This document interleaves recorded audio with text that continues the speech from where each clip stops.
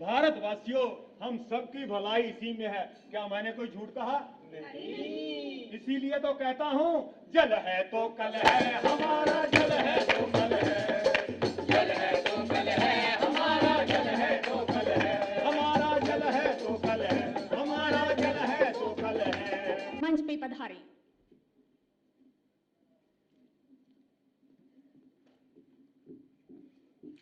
होंगी।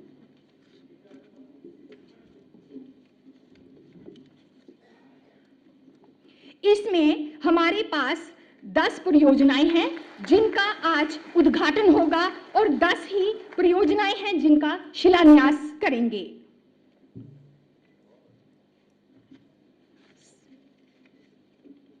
सबसे पहले राजौरी जिला सिद्धि मूंग कूल सिंचाई योजना, लागत 3.80 करोड़, 200 हेक्टेयर कृषि योग्य जमीन की सिंचाई होगी।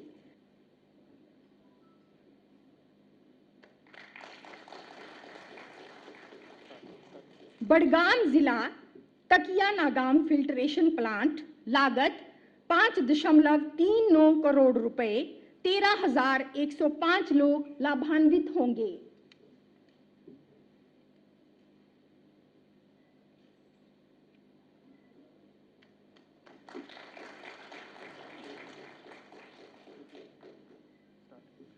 कठुआ जिला बसंतपुर पंपिंग स्टेशन की क्षमता वृद्धि, लागत 2.85 करोड़ रुपए।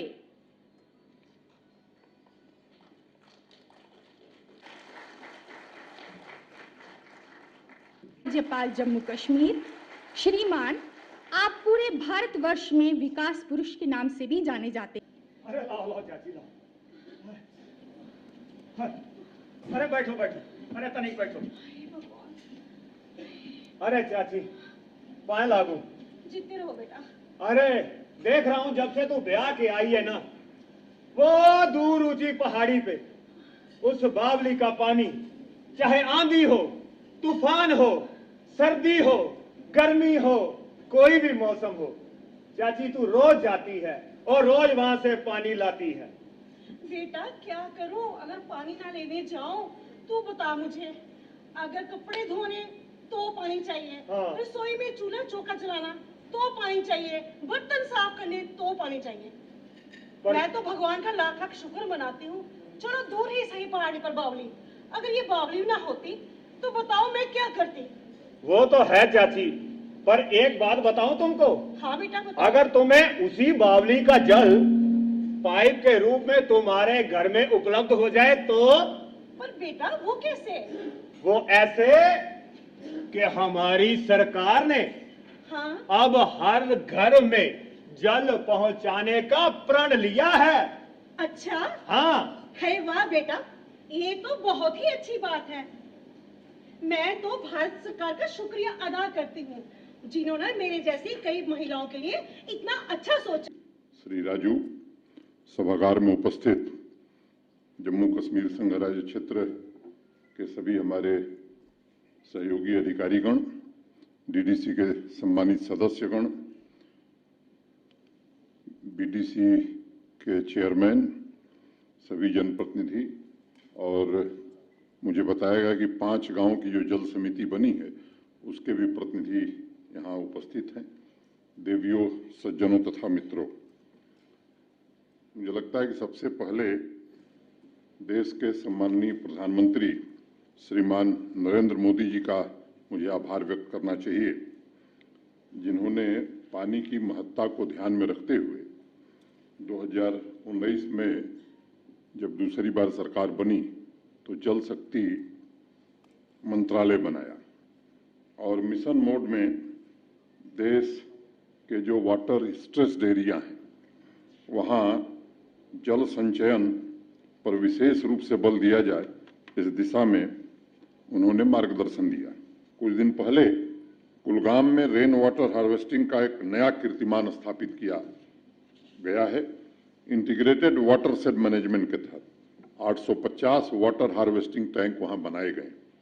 उधमपुर जिले के प्रोजेक्ट जीविका ने भी, मैं समझता हूं कि एक अद्भुत काम उधमपुर जिले में प्रारंभ किया है और ये जीविका, मुझे लगता है, अनुरोध करूंगा मैं कि इस पर एक बार फिर से देखने की जरूरत है कि किन जिलों में इसका विस्तार हम कर सकते हैं और उस पर हम कैसे काम कर सकते हैं।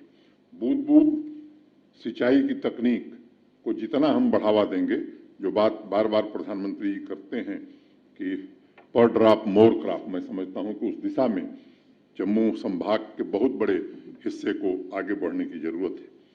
माता वैष्णो देवी का जो श्राइन बोर्ड है, उसने भी जल संचयन पर अच्छा काम किया है और पहला राष्ट्रीय जल पुरस्कार श्राइन बोर्ड को मिला है।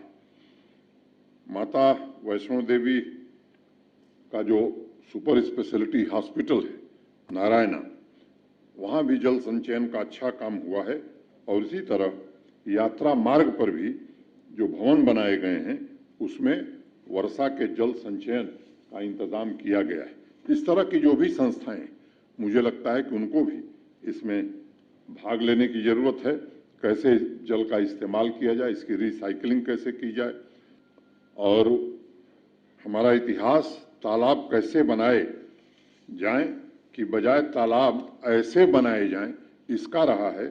पुराने जमाने में मुझे लगता है कि IIT तथा सिविल इंजीनियरिंग के लोग नहीं थे, बल्कि गांव के वरिष्ठ बुजुर्ग बैठ करके चर्चा करते थे कि गांव में तालाब कहाँ बनना चाहिए और फिर किस तरह से वर्षा का जल रोकना चाहिए। मुझे लगता है कि उस पर हमें फिर से काम करने की जरूरत है। आज सरपंच साहबान से मैं अनुरोध करना चाहूँगा और जो पंच चुने गए हैं उनसे भी, या बाकी जितने भी BDC के हमारे मेंबर हैं, DDC के मेंबर हैं, इन सबसे मैं अनुरोध करना चाहूँगा कि बाकी कामों के लिए जो समितियां गठित हैं, जैसे जल समिति, ये अनिवार्य रूप से हर पंचायत में इसका गठन हो।